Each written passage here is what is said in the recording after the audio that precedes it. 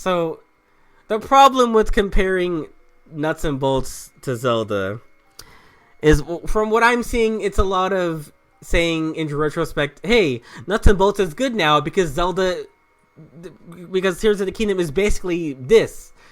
You guys, you don't have to be mad at Nuts and Bolts anymore. But the problem with that is Nuts and Bolts was supposed to be a follow-up in a series of, like, collectathon platformers, which I liked.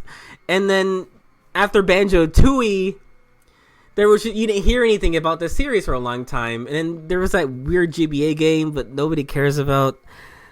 But the follow-up after that was Nuts and Bolts, which completely went against, like, everything about the first two games. I've heard both things. Microsoft egged on Rare to pick a different game genre to use because gamers, quote-unquote, don't like platformers anymore.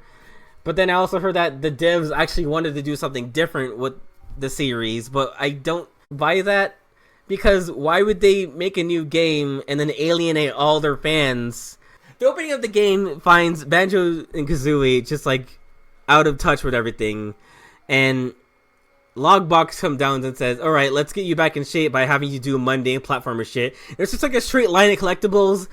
It's just kind of like shits on the idea of the collectathon platformers. Like, dude, what makes Nuts and Bolts a terrible follow-up is that, pretty much. Just the alienation of the genre and the people who like that genre. It might be a good game as a standalone if you look at it as a spin-off from the rest of the series, but like, and if we at some point we got Banjo 3 and it was like the older games but better and bigger, and okay, in retrospect you could say that, okay, Banjo Nuts and Bolts was like it was weird, but it was a good game.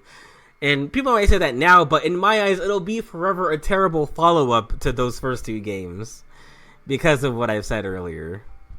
And that's why I can still be mad at Nuts and Bolts.